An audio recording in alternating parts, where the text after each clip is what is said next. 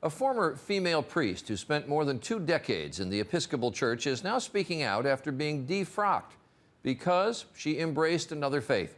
Today, Ann Holmes Redding calls herself both a Christian and a Muslim, but her move to Islam came at a very high price. Dan Harris reports on this woman's test of faith.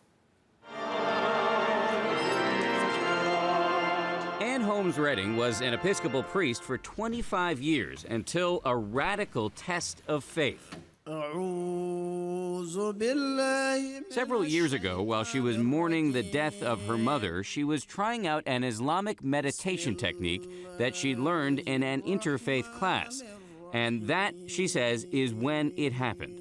It came with such clarity and such power that I could understand it as nothing else but an invitation from God. In fact, she says it was Jesus himself who led her to Islam. You think Jesus led you to become a Muslim? Yes, yes.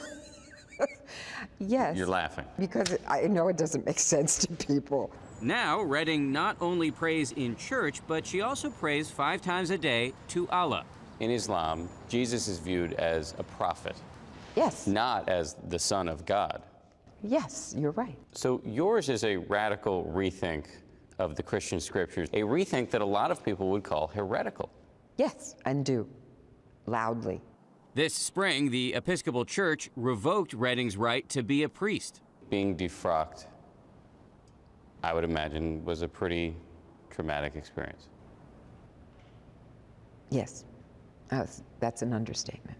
To imagine not being involved intimately in the lives of believing people, helping them understand their relationship and calling, baptizing babies. It's a big loss. It's a huge loss.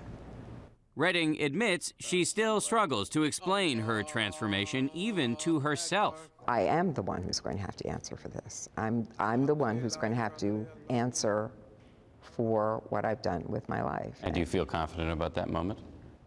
It's in the best of hands. Dan Harris, ABC News, New York.